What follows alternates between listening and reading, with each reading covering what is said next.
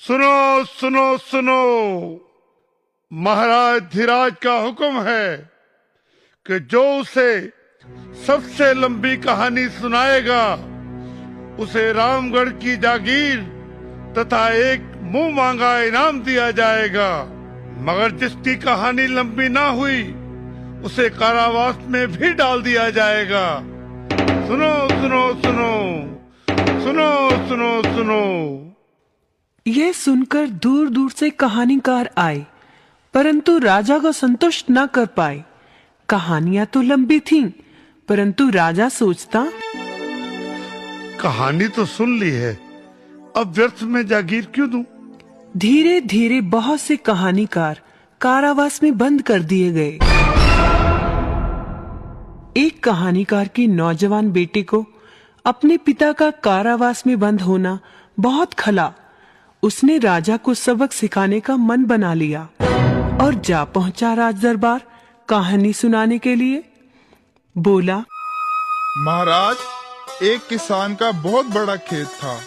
उसने ज्वार बो रखी थी। पास ही एक पेड़ पर ढेरों चिड़ियों का झुंड रहता था, इसलिए जब भी किसान बीज बोने आता, चिड़ियों बीज निकालकर खा लेती थी। एक बार उसने सोचा कि वह खुद अपने खेत की रखवाली करेगा। चिड़िया भी कौन सी हार मारने वाली थी। उन्होंने भी योजना बनाई, बस काम आसान हो गया। एक चिड़िया आई, खेत में से बीज का दाना चुगा और हो गई फुर। फिर एक चिड़िया आई और दाना चुगा और हो गई फुर। और फिर एक और चिड़िया आई, दाना चुगा और हो गई फुर। फिर एक और दाना चुगा और हो गई फुर। राजा बोला, फिर क्या हुआ? होना क्या था जी? फिर एक चिड़िया आई, दाना चुगा और फुर। फिर आगे क्या हुआ? महाराज, चिड़िया आई, दाना चुगा, फुर। ठीक है भाई, अब आगे भी तो बोलो। वही तो कह रहा हूँ महाराज, चिड़िया आई, दाना चुगा और फुर। राजा को फुर फुर सुनकर बोरियत होने लगी और बोला, ठीक है, मान लिया, सारी चिड़ियां आई और उन्होंने सारे दाने चुन लिए। अब आगे भी तो बोलो।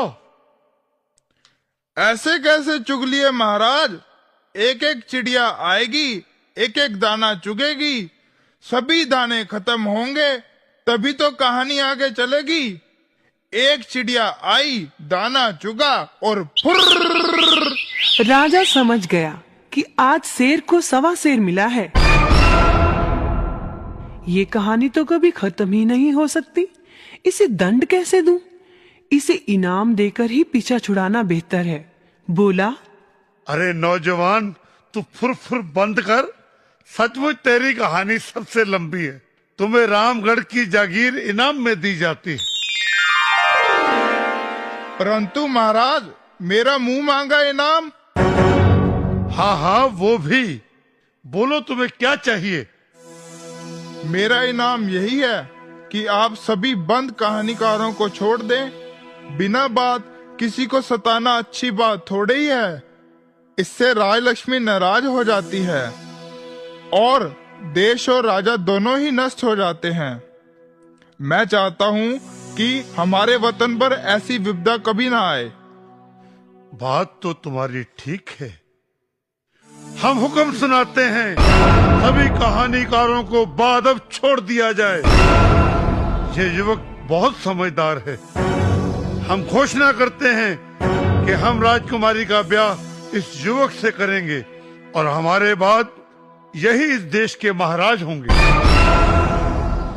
इस प्रकार युवक ने अपने पिता को ही नहीं छुड़ाया, बल्कि सूझबूझ से राजा को सही रास्ते पर भी ले आया।